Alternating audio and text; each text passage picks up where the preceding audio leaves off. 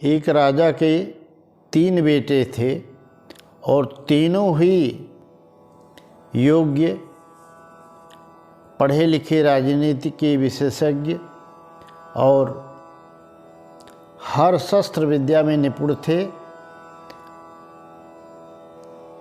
राजा अपने राज्य के उत्तराधिकारी के लिए कौन उपयुक्त होगा, इसकी परीक्षा लेना चाहता था,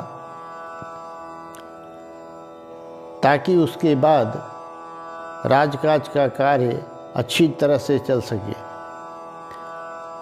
राजा ने कहा तीनों बेटों को बुला करके कि एक एक बोरी गेहूँ मैं तीनों को देता हूँ और मैं तीर्थ यात्रा पर जा रहा हूँ और इसको जब मैं आऊँगा तो मुझे वापस चाहिए। और ये कह के तीनों को एक एक बोरे गेहूँ दे करके वह राजा चला गया। एक बेटे ने, जो बड़ा वाला था, उसने अपने पिता के दिए हुए गेहूं को तिजोरी में बंद करके ताला लगा दिया। दूसरा बेटा जो था वो गेहूं को ले जा करके ज़मीन पर बिखेर दिया और भगवान से प्रार्थना किया कि प्रभु आप तो सबके रक्षक हैं और सबका पालन करते हैं, मैं आपका भक्त हूँ और मेरी इस फसल को रक्षा करना, इसे उगा देना। तीसरा जो सबसे छोटा राजकुमार था, उसने गांव के सभी बड़े बुजुर्ग किसानों को बुलाया जो खेती के जानकार थे। भूमि का अच्छा चयन किया और सब लोगों के साथ मिल करके स्वयं खेत की जुताई, निराई, गुड़ाई इत्यादि करके उस फसल को, गेहूं को बो दिया और बोने के बाद फसल बहुत अच्छी तरह से हुई। इतनी बढ़िया फसल हुई कि और किसी के भी खेत में वैसी फसल नहीं हुई।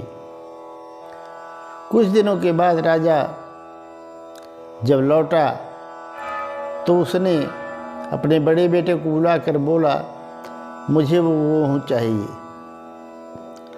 तो वह तिजोरी में जब जा कर के खोल करके देखता है तो घुन सारे गेहूं को खा करके मिट्टी कर दिए हैं, वह राख हो चुका था।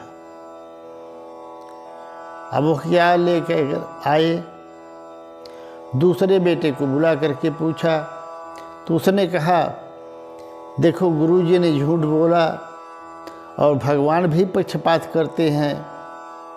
मैंने गेहूं ज़मीन पे डाल दिए थे, भगवान से प्रार्थना भी की थी, पर उन्होंने मेरी प्रार्थना सुनी नहीं और गेहूं खराब हो गया।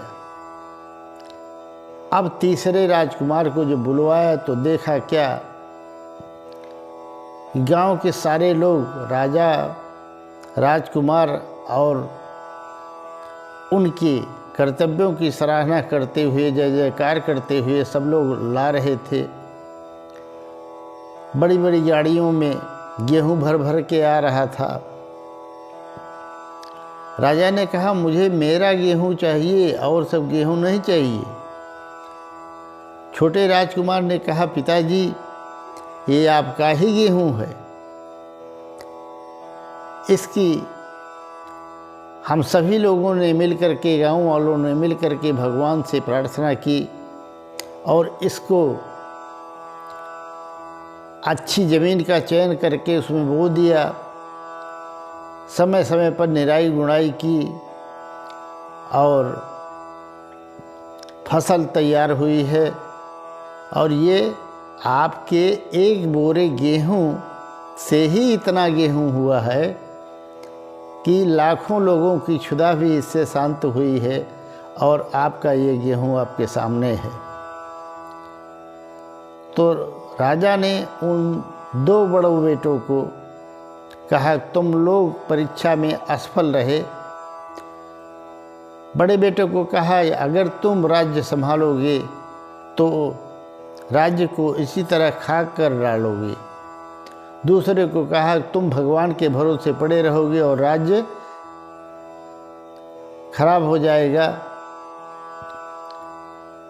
और अंत में उसने तीसरे बेटे को, जो सबसे छोटा था, उसको अपना उत्तराधिकारी बनाया और कहा कि देखो, कर्म प्रधान विश्व करि राखा। भगवान ने हमें वस्तुएं दी हैं, साम्राज्य दिया है, तो कर्म की प्रधानता है। कर्म अगर हम नहीं करेंगे और विवेक युक्त कर्म नहीं करेंगे तो इस तरह से हमारी जो भगवान ने दी हुई संपत्ति है वो भी नष्ट हो जाएगी और हम पछताते रह जाएंगे, कुछ भी हासिल नहीं होगा। मित्रों, ये कहानी आपको कैसी लगी?